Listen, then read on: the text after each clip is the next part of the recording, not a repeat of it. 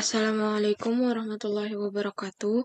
Perkenalkan, saya Atifah Nur Rahman MD dengan NIM H0712310106 dari kelas Transformasi Digital A. Pada kesempatan kali ini, saya akan melakukan presentasi mengenai hasil dari laporan makalah saya, yaitu perencanaan kebutuhan perancangan arsitektur sistem informasi dan analisis organisasi, sosial, serta keuangan dalam era teknologi modern. Nah, pertama latar belakang terlebih dahulu. Dalam menghadapi era transformasi digital yang semakin kompleks, organisasi dituntut untuk mampu mengidentifikasi kebutuhan digitalisasi secara tepat. Agar strategi yang disusun dapat menjawab tantangan pasar dan ekspektasi konsumen. Pertama, ini bagaimana organisasi dapat mengidentifikasi kebutuhan transformasi digital secara menyeluruh. Jadi, organisasi itu perlu memahami perubahan dalam perilaku pasar, meningkatnya ekspektasi konsumen, dan tekanan kompetitif yang menuntut digitalisasi. Pemetaan kebutuhan digital ini penting agar strategi transformasi yang disusun benar-benar menjawab tantangan yang dihadapi serta mendukung efisiensi dan pertumbuhan jangka panjang. Nah, selanjutnya bagaimana merancang arsitektur sistem informasi yang terintegrasi, efisien, dan adaptif terhadap perubahan. Jadi ada banyak kegagalan dalam proses digitalisasi terjadi karena sistem informasi yang tidak sesuai dengan kebutuhan bisnis. Oleh karena itu, perlu pendekatan perancangan yang sistematis seperti TOGAF, serta pemanfaatan teknologi seperti cloud computing dan software as service untuk menciptakan sistem yang mampu mendukung kelincahan dan skalabilitas organisasi. Bagaimana faktor organisasi sosial dan keuangan memengaruhi keberhasilan transformasi digital? Ya, keberhasilan transformasi digital itu tidak hanya bergantung pada teknologi, tapi juga kepada kesiapan internal organisasi tersebut seperti budaya kerja yang mendukung inovasi, kemampuan SDM dalam mengadopsi teknologi, serta pengelolaan biaya investasi agar transformasi digital itu mampu memberikan dampak positif dan juga berkelanjutan. Selain daripada itu, penerimaan sosial dan perubahan pola interaksi masyarakat juga menjadi bagian yang sangat penting dan perlu diperhatikan. Berdasarkan latar belakang itu, maka dari ini tugas presentasi ini disusun untuk mengkaji secara menyeluruh kebutuhan transformasi digital dalam organisasi, mencakup perencanaan strategis, perancangan arsitektur sistem informasi dan analisis aspek organisasi, keuangan, serta sosial. Jadi pendekatan ini diharapkan dapat memberikan pemahaman komprehensif tentang pentingnya transformasi digital di era modern, serta mendorong organisasi mampu beradaptasi dan berinovasi melalui pemanfaatan teknologi informasi secara optimal. Maka dari itu, perkembangan teknologi informasi membawa perubahan besar dalam berbagai aspek kehidupan, menjadikan transformasi digital bukan lagi sebagai pilihan, melainkan sebuah keharusan. Untuk mewujudkan secara efektif diperlukan perancangan arsitektur, sistem informasi yang terintegrasi, serta kesiapan organisasi yang matang dari segi teknis, sumber daya masyarakatnya, dan juga budaya kerja yang dianut. Nah, di bagian rumusan masalah terdapat 8 rumusan masalah dalam penyusunan laporan makalah ini. Pertama itu, apa yang dimaksud dengan transformasi digital? Dan mengapa penting bagi organisasi di era teknologi modern? Terus bagaimana cara mengidentifikasi kebutuhan bisnis yang mendasari transformasi digital, serta perubahan yang dibutuhkan dalam proses pelayanan organisasi. Begitupun dengan rumusan masalah ketiga, keempat, kelima, keenam, ketujuh, hingga ke-8. Rumusan masalah yang ini akan dibahas atau akan diselesaikan di bagian pembahasan selanjutnya. Maka dari itu, rumusan masalah yang ada itu pastinya berhubungan dengan pembahasan yang akan dipresentasikan. Nah, di bagian pembahasan itu terbagi menjadi 2 subbab. Yang pertama, mengidentifikasi kebutuhan dan transformasi digital dan rencana implementasi dan perancangan arsitektur sistem informasi untuk transformasi digital, di mana untuk subbab ini memiliki 7 sub-subbab, yaitu seperti yang tersedia. Begitupun dengan subbab kedua, yaitu memahami dan menganalisis aspek organisasi dalam perencanaan dan desain transformasi digital, dan aspek keuangan dan sosial dalam transformasi digital. Untuk subbab kedua ini juga memiliki 7 sub-subbab yang akan dibahas, tapi untuk presentasi kali ini kita akan memulai dengan subbab pertama, dengan sub-subbab konsep dan ruang lingkup transformasi digital. Jadi kita perlu tahu apa itu transformasi digital, yang dimana ini merupakan proses integrasi teknologi digital ke dalam seluruh aspek operasional organisasi untuk meningkatkan efisiensi, produktivitas, dan juga daya saing. Tujuannya apa? Tidak hanya modernisasi teknologi, tapi juga perubahan mendasar dalam cara organisasi beroperasi, dan memberikan nilai kepada pelanggan. Apa saja komponen utamanya, yaitu melibatkan adopsi teknologi seperti cloud computing, big data, kecerdasan buatan, dan IoT, perubahan budaya organisasi. Jadi transformasi digital ini juga menuntut perubahan budaya organisasi, yang dimana mereka lebih menekankan pada kolaborasi, inovasi, dan adaptasi cepat terhadap perubahan pasar. Nah, dampak strategis apa yang bakalan terjadi dengan transformasi digital ini? Yakni dengan adanya transformasi digital itu memungkinkan sebuah organisasi untuk dapat menciptakan model bisnis baru, meningkatkan pengalaman pelanggan, juga merespon tantangan sosial atau tantangan global dengan lebih efektif lagi.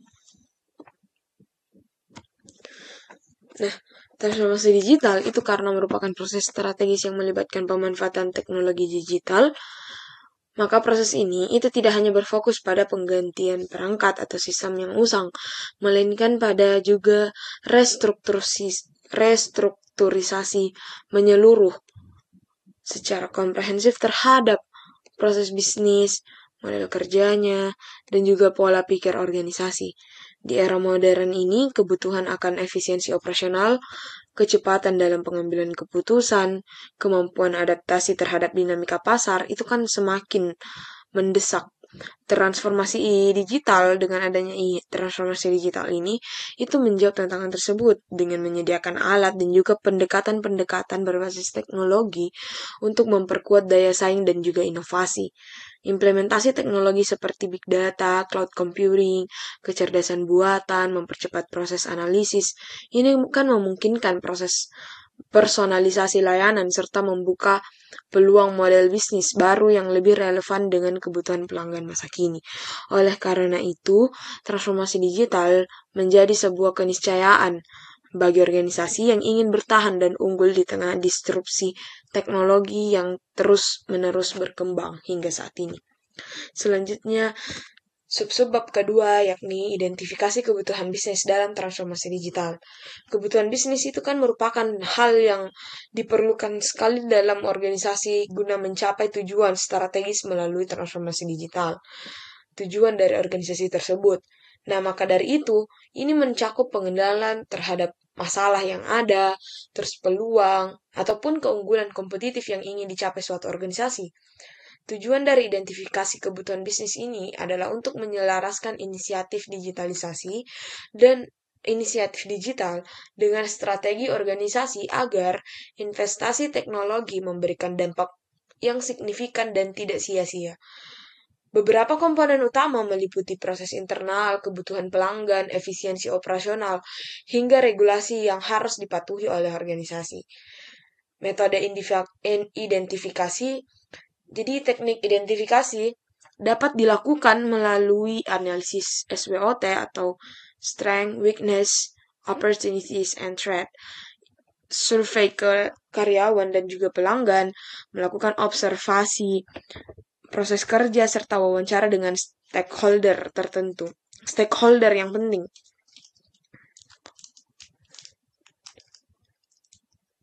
Faktor penting dalam transformasi itu harus dipandu oleh kebutuhan yang konkret dan bukan sekedar mengikuti tren. Agar transformasi digital itu membawa perubahan nyata terhadap sistem kerja dan layanan pada suatu organisasi. Identifikasi kebutuhan bisnis bukan sekedar mengumpulkan daftar masalah terus mengungkapkannya begitu saja, tapi merupakan langkah strategis dalam membentuk dasar dari seluruh inisiatif digital. Dengan pemahaman kebutuhan ini secara mendalam, organisasi dapat menentukan prioritas yang tepat, memilih solusi teknologi yang sesuai, dan juga merancang proses implementasi yang efektif. Yang sub-bab ketiga, perubahan dalam proses bisnis dan pelayanan sebagai dampak transformasi digital. Pada sub-bab ini saya membahas tentang apa sih perubahan proses bisnis dan pelayanan itu. Jadi, proses perubahan bisnis dan pelayanan itu mengacu pada penyesuaian atau perombakan aktivitas operasional yang biasa terjadi. Itu dirombak agar lebih responsif, efisien, dan terintegrasi dengan teknologi digital. Dengan adanya perubahan, itu dapat meningkatkan produktivitas, dapat mengurangi biaya, memberikan nilai tambah lagi kepada pelanggan melalui sistem yang adaptif dan juga cepat.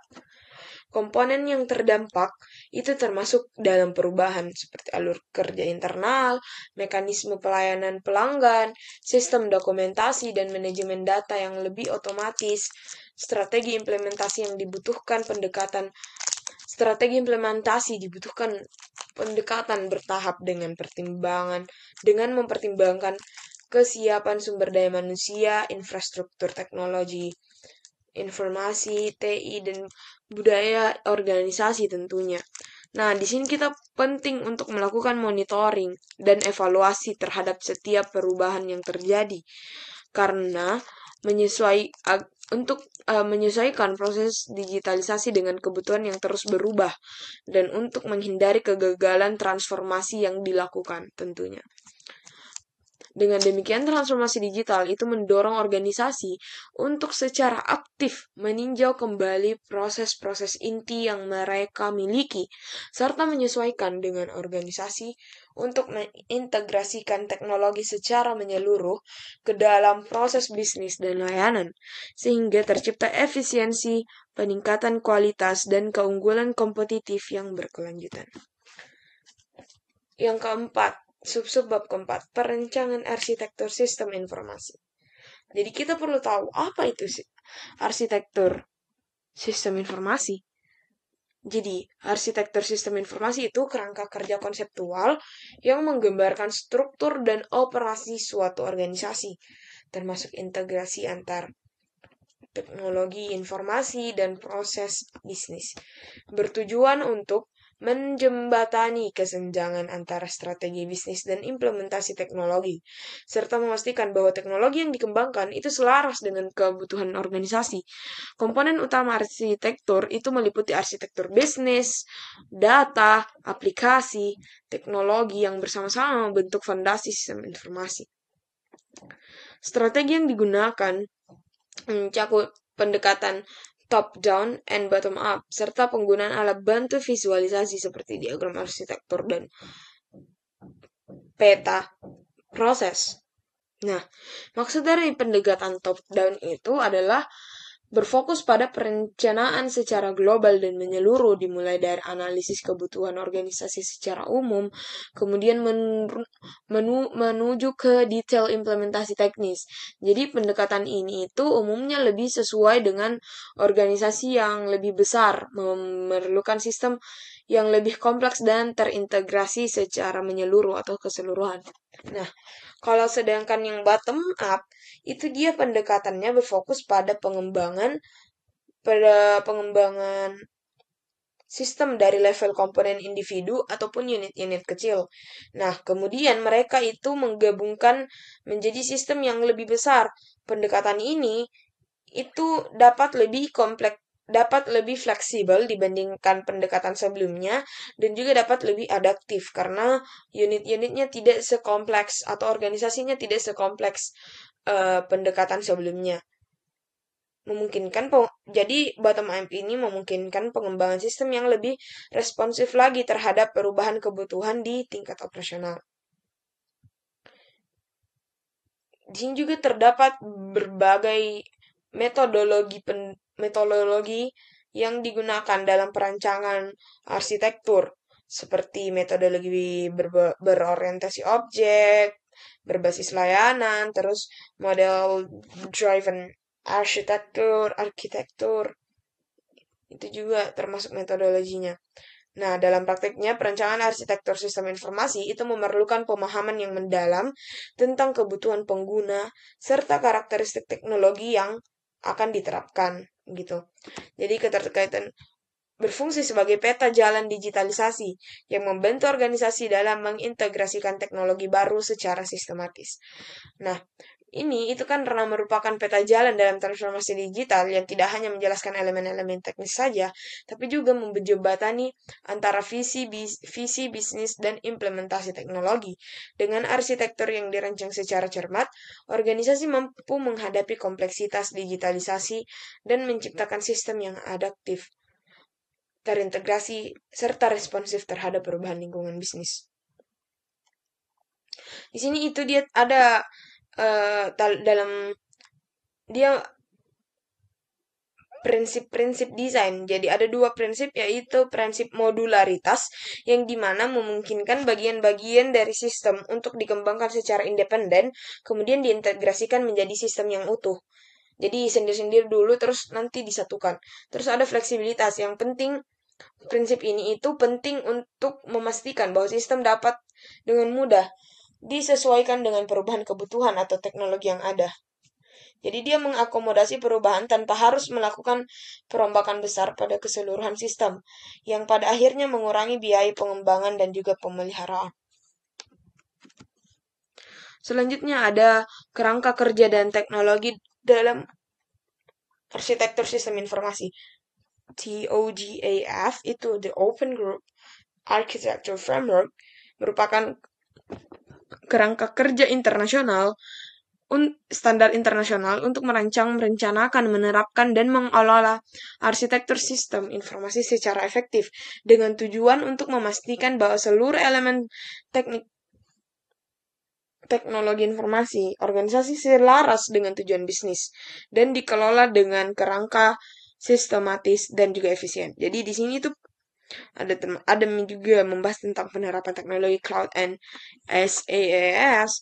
Teknologi cloud dan SaaS itu memungkinkan fleksibilitas, skalabilitas, dan pengurangan biaya infrastruktur yang sangat mendukung efisiensi arsitektur sistem informasi. Kombinasi antara TOGAF dan solusi berbasis cloud menciptakan lingkungan teknologi informasi yang terstruktur namun juga adaptif terhadap perkembangan teknologi digital. Penggunaan kerangka kerja dan teknologi modern mendukung akselerasi digitalisasi, meningkatkan kelincahan organisasi, dan mempercepat pengambilan keputusan berbasis data. Nah, kerangka kerja dan teknologi dalam arsitektur sistem informasi. Jadi, penerapan kerangka kerja TOGAF dalam perancangan arsitektur sistem informasi ini seperti integrasi teknologi cloud dan SaaS, itu dia untuk memberikan dasar yang kuat bagi organisasi untuk mentransformasikan proses bisnisnya mereka secara efisien dan juga responsif. Nah, dengan adanya pendekatan ini, itu memungkinkan ada peningkatan kelincahan digital, efisiensi operasional, dan kesiapan organisasi dalam menghadapi tantangan di era digital. Selanjutnya, penerapan kerangka kerja TOGAF dalam transformasi digital. Jadi komponen utama TOGAF itu terdiri dari Architecture Development Method, ADM, terus Enterprise Continuum, dan juga reference model yang membantu membangun arsitektur menyeluruh dan terdokumentasi. Terus integrasi Cloud and SaaS itu adalah Integrasi teknologi dalam TOGAF memberikan fleksibilitas skalabilitas serta efisiensi biaya dalam pengembangan sistem informasi. Dengan menerapkan TOGAF, organisasi dapat dengan mudah mengurangi duplikasi sistem, meningkatkan interoperabilitas, serta mempercepat proses transformasi digital yang lebih adaptif dan juga lebih responsif lagi. Penerapan kerangka kerja dalam transformasi digital, organisasi itu memberikan struktur dan juga panduan yang jelas merancang serta mengelola arsitektur sistem informasi. Jadi integrasi teknologi cloud dan juga SaaS dalam kerangka kerja ini, itu dia untuk memperkuat kemampuan organisasi untuk menjadi lebih fleksibel, lebih efisien, guna siap menghadapi tantangan di era digital.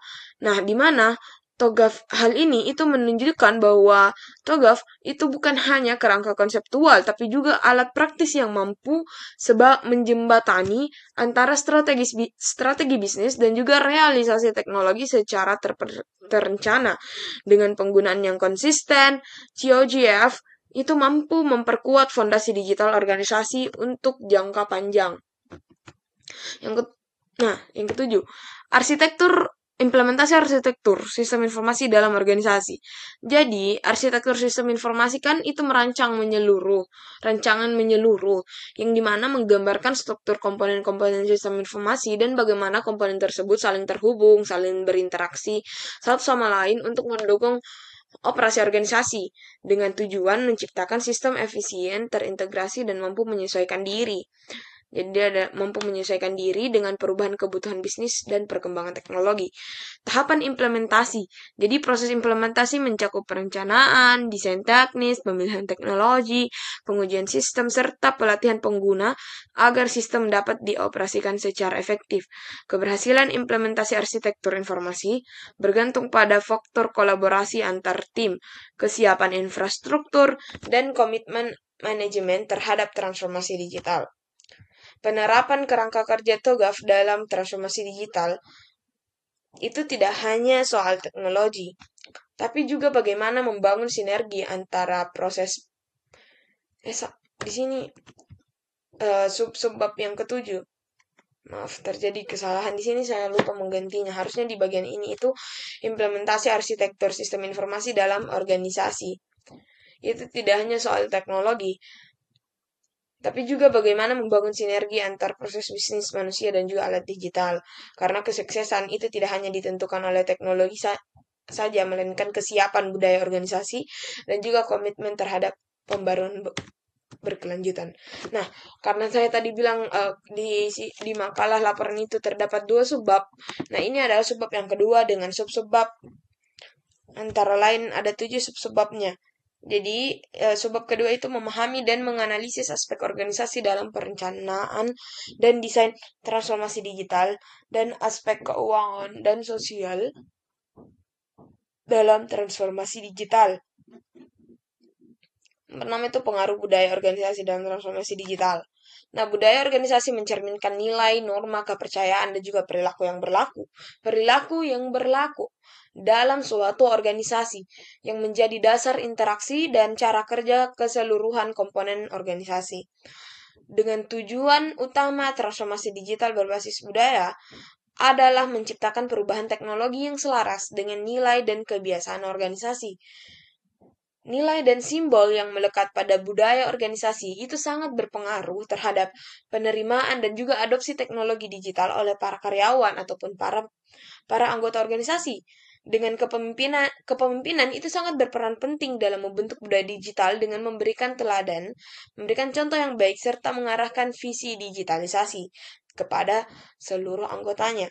Salah satu tantangan utamanya ini adalah mengubah kebiasaan lama, jadi hal-hal atau perilaku lama yang telah kita lakukan, budaya lama yang selama ini dilakukan itu akan mengalami transformasi, dan kebiasaan lama dan resistensi terhadap teknologi baru yang bertentangan dengan nilai yang telah mengakar sebelumnya.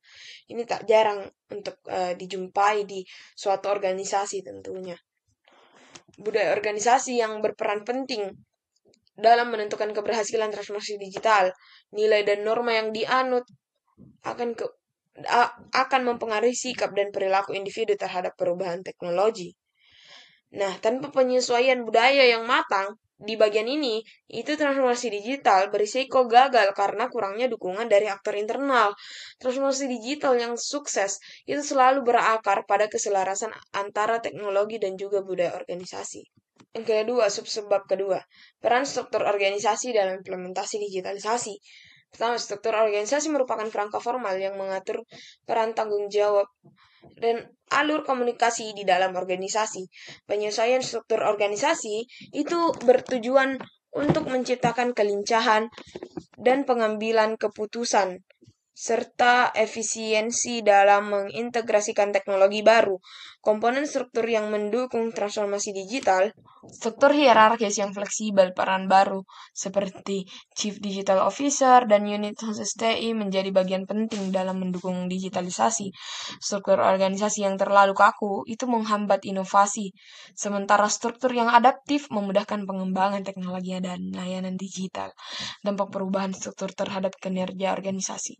Perubahan struktur yang mendukung digitalisasi itu dapat meningkatkan efektivitas kolaborasi lintas fungsi dan mempercepat respon organisasi terhadap dinamika pasar.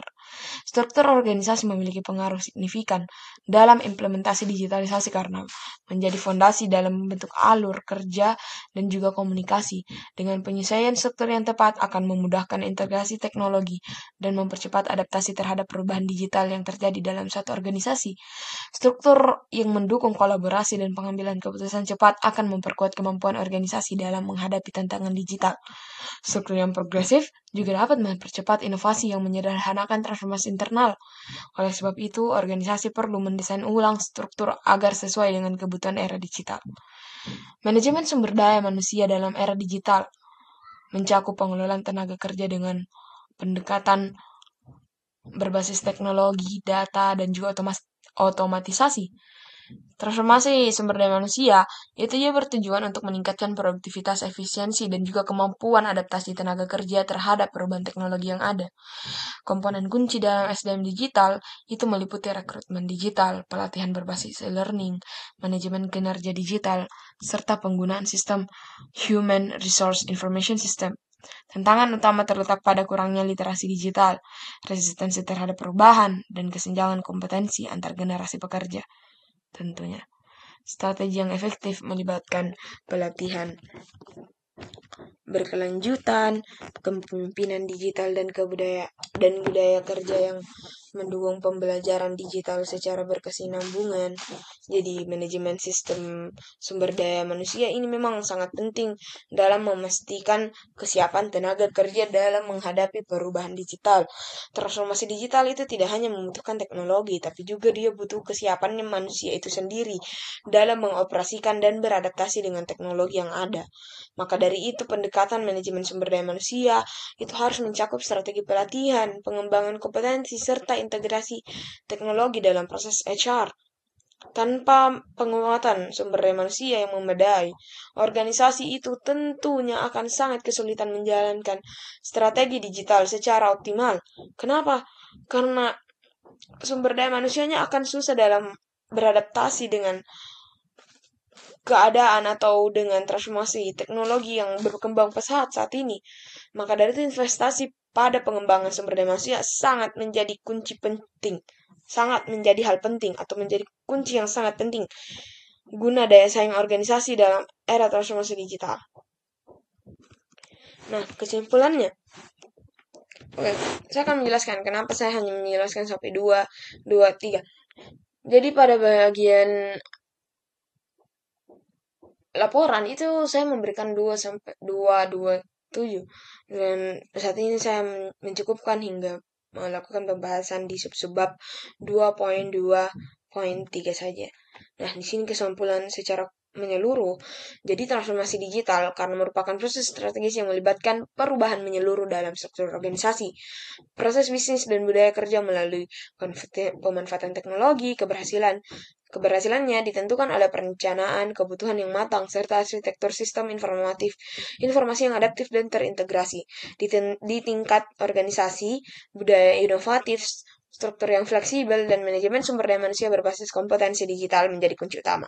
Evaluasi kesiapan terhadap teknologi, kepemimpinan, dan kapasitas adaptif juga sangat penting untuk menghindari hambatan transformasi. Transformasi digital itu turut memengaruhi aspek sosial dan juga finansial, meski membutuhkan investasi besar. Dampaknya dapat berupa efisiensi, inovasi, dan peningkatan nilai organisasi jika diiringi analisis dan mitigasi risiko yang tepat. Integrasi strategi, struktur budaya, dan juga kepemimpinan menjadi fondasi keberhasilan jangka panjang dalam era digital. Itu saja hasil pemaparan, presentasi, laporan, makalah saya guna memenuhi tugas transformasi digital kelas A. Mohon kurang dan lebihnya mohon dimaafkan. Wassalamualaikum warahmatullahi wabarakatuh.